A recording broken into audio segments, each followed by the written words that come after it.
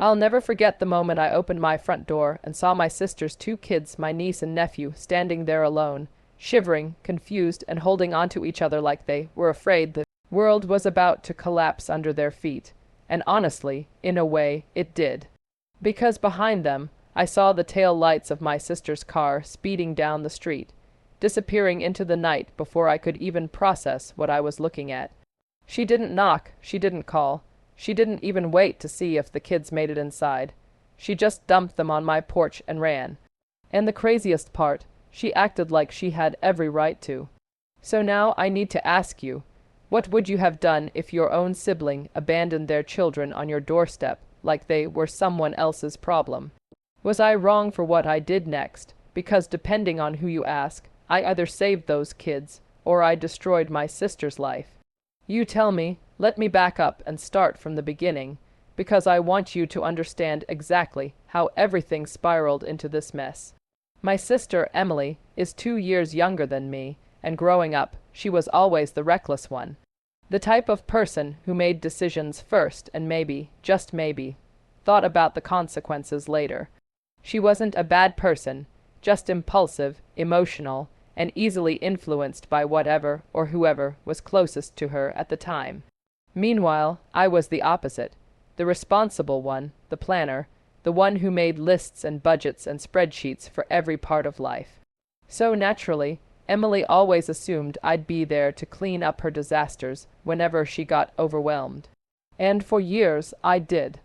I helped her move out of a bad boyfriend's apartment at 2 a.m. I loaned her money when she blew rent on a shopping spree, and I watched her kids more times than I can count, though never overnight. And definitely never without warning, but everything changed after she met a guy named Trevor. From the moment she introduced him, something felt off. He seemed charming on the surface, smiled, shook my hand, complimented my house. But there was something too polished, too smooth, like he had practiced being likable instead of actually being likable. He had that salesman energy, the kind that makes you want to hide your wallet and your common sense. Emily was obsessed with him. She kept talking about how he understood her, how he was so different from her exes, how he was the fresh start she needed. Even though they had only been dating a few months, she started bringing him around the kids, and that's when I started noticing the cracks. My niece, Lily, who was 7 at the time, suddenly went from bubbly and talkative to quiet whenever he was around. She would cling to me, refusing to go near him, and when I asked her why, she'd just shrug and say she didn't like him.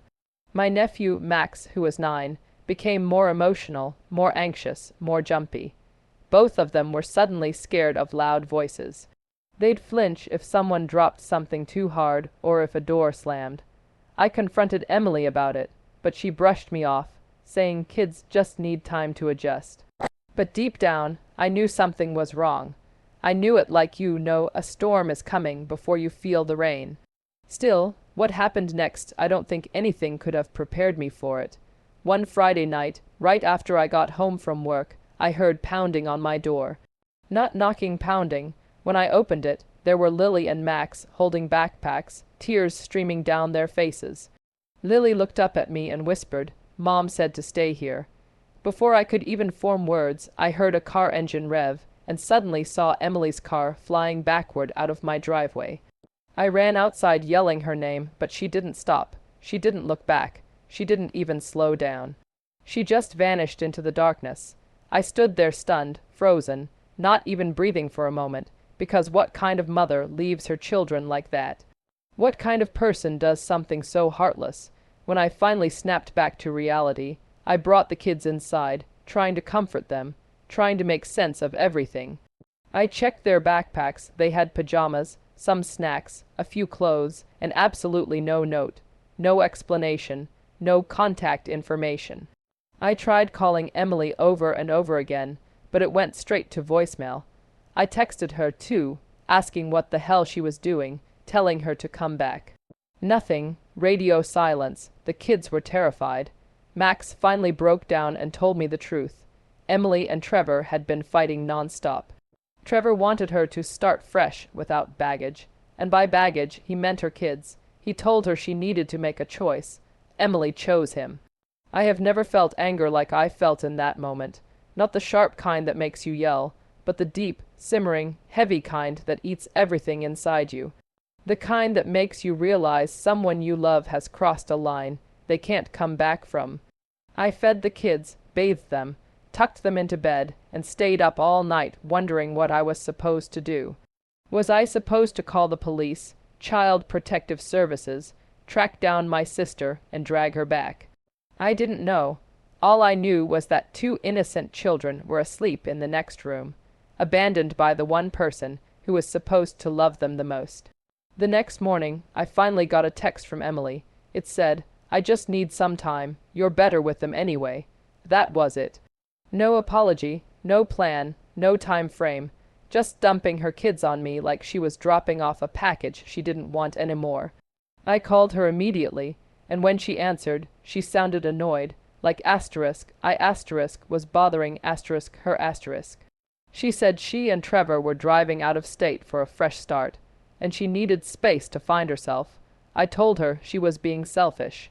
She hung up. For the next few weeks, I took care of the kids full time, enrolled them in school near my house, took them to the doctor, bought clothes, shoes, supplies, everything they needed, and as they started settling in, it became obvious how much neglect they'd been living in. They ate like they were starving. They slept like they hadn't slept in months. They slowly opened up to me about the constant arguing, the yelling, the nights their mom would leave them alone to go out with Trevor. And each story broke me a little more. Then, one day, Emily waltzed back into town like nothing had happened. She showed up at my house demanding her kids back, acting like she was the victim. She said I had overstepped, that I had no right to take over as their parent, and that she was ready to be a mom again. She wanted to try. And before I tell you what happened next, I want to pause here and ask you again, if you were in my position, if someone abandoned their children, left them terrified, traumatized, and confused, and then came back only when it was convenient, would you hand them back? Would you trust them? Or would you do what I did? Because I need to know if I was wrong for the choice I made, or if anyone else would have done the same. Because here's what I did. I refused to give them back. Not only that, I called Child Protective Services and reported everything. I told them about the abandonment, the neglect, the emotional instability, all of it. They opened a full investigation. And when Emily found out, she went ballistic. She screamed at me, called me a traitor, said I ruined her life. She said she only needed a break, and that I should have understood. But here's the thing. The caseworker interviewed the kids, and the kids told the truth. They talked about being left alone, being yelled at, being scared all the time. They even said they didn't want to go back. The caseworker told me privately that the situation was serious, much more serious than I had realized. Emily wasn't just struggling. She was unstable, dangerous, and deeply influenced by Trevor, who had a history of domestic violence and child endangerment that my sister conveniently never mentioned. Long story short, CPS removed the kids from Emily's custody and placed them with me as their emergency guardian. Emily was ordered to attend parenting classes, therapy, and supervised visits. Instead of doing any of that, she left town again. She blocked me, changed her number, and disappeared into whatever new life she thought she deserved. Months passed, the kids started healing, they laughed again, they slept through the night, they made friends. Their teachers told me how much happier and more confident they seemed. They called me safe. They clung to me like they finally had stability. Eventually, CPS asked if I was willing to take full legal guardianship. I said yes without hesitation. When my sister eventually resurfaced, somewhere online, posting pictures with yet another new guy, she sent me a long, dramatic message accusing me of stealing her children. She said I had turned them against her. She said I had betrayed the family. But you can't betray someone who abandoned you first. And you definitely can't betray someone who abandoned their own kids. The aftermath wasn't easy. I had to hire lawyers. I had to go to court. I had to relive every horrible detail while my sister tried to paint herself as the victim. But the judge saw through her lies. The kids testified bravely, heartbreakingly, and said they wanted to stay with me. The judge granted me permanent custody. Emily stormed out of the courtroom before the ruling was even finished. As for the kids, they're thriving now. Lily dances, Max plays soccer, they laugh, they smile, they have routines. They have love, they finally feel safe, and I'll admit sometimes I still wonder if I did the right thing. Not because I doubt myself, but because the situation was so emotionally heavy, so messy, so traumatic, that it's impossible not to question it on some level. But then I look at those kids today, at how far they've come, and I know I made the only choice a decent human being could make. So here's how I want to end this, if you were on my side. If you think protecting those kids was the right thing to do, please like this video.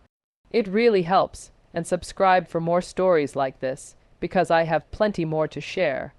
Most importantly, let me know in the comments what you think. Was I wrong? Would you have done something different? Or would you have protected those kids just like I did? Thanks for listening, and I'll see you all in the next story.